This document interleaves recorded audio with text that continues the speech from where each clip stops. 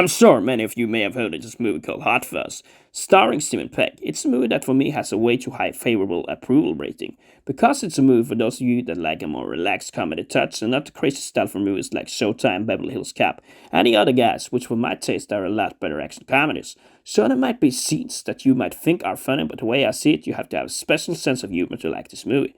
Many people may have that sense, but I like it a little crazier, and I feel that the last 20 minutes is something they should have done a lot more of in this movie. Because before that, it's more like a sort of light police work comedy style kind of movie.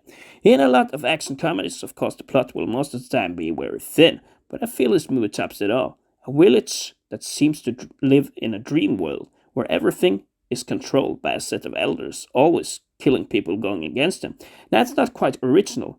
At first, of course, they primitively blame all the killings on accidents, but the policeman Angel soon realizes that this is all just a big lie. The problem with the story is, of course, that I feel it's more a police culture kind of movie.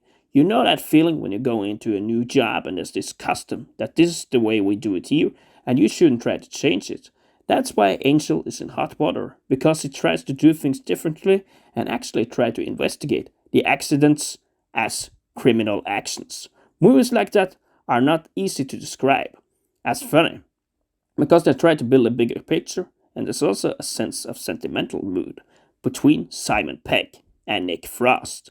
One specific reason why I don't like this movie could be because they haven't nailed the contrast, and that British action comedies are a lot different than the American ones. For instance, in a movie like Rush Hour, you have a contrast between a crazy guy, Chris Tucker, and a more serious Jackie Chan.